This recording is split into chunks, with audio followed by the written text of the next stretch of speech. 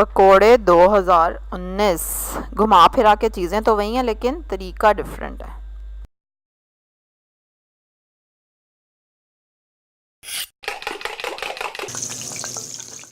अस्सलाम वालेकुम, welcome to love to cook chicken do it the best place for easy cooking. 1.5 cup है बेसन, आधा टीस्पून सूखा धनिया, ज़ीरा और अजवाइन, नमक 1 टीस्पून और लाल मिर्चें 1 टीस्पून। अजवाइन आधे टीस्पून से थोड़ी कम है, मतलब 2 चुटकियाँ कर लें। अब इसको मिक्स करेंगे सारों को, और फिर आप बेशक इसको ज़्यादा क्वांटिटी में बना के ना फ्रीज़र में रख सकते हैं, और फिर जब पकोड़े बनाने हुए तो निकाल लें और पानी डाला और आपका बैटर रेडी हो जाएगा। अच्छा, अब हम इसको क्या करेंगे कि मिक्स करेंगे, थोड़ा थोड़ा पानी डालेंगे और इसका पेस्ट बनाएंगे। लेकिन पानी थोड़ा थोड़ा करके डालना है अगर आप चाहते हैं गुठलियाँ ना बने और आपका स्मूथ सा बेसन जो है वो तैयार हो जाए। तो इसलिए थोड़ा थोड़ा करके पानी डालना है, एकदम से ज़्यादा पानी नहीं डाल देना।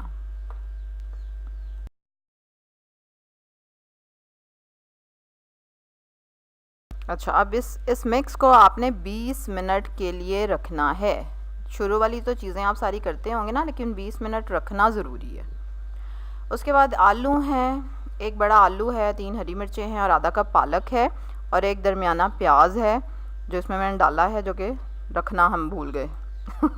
अब इन सबको मिक्स कर देंगे और फ़ौरन के फ़ौरन फ्राई करेंगे उसी वक्त। सब्ज़ियां डाल के आपने इसको छोड़ना नहीं है बिल्कुल भी, फ़ौरन से फ्राई करना शुरू कर देना है।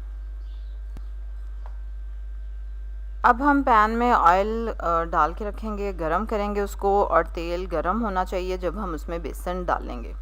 और डालते हुए आंच थोड़ी तेज़ रखेंगे, कोई 1 चम्मच यूज़ कर लें ताकि साइज़ सारे पकोड़ों का एक जैसा रहे।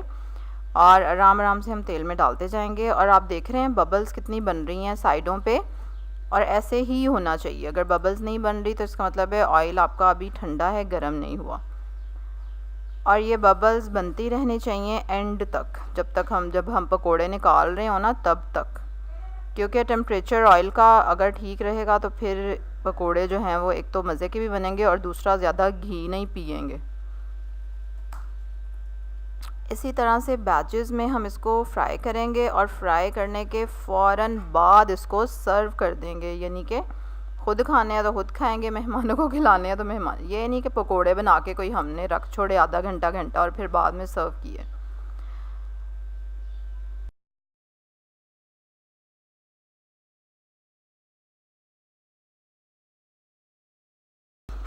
किसी भी चीज़ की रेसिपी के अलावा ये चीज़ भी इम्पॉर्टेंट होती है कि आपने उसको किस टाइम पे सर्व करना है, और उसको सर्व करते हुए उसका टेम्परेचर कितना होना चाहिए, कितनी वो गर्म या कितनी वो ठंडी होनी चाहिए।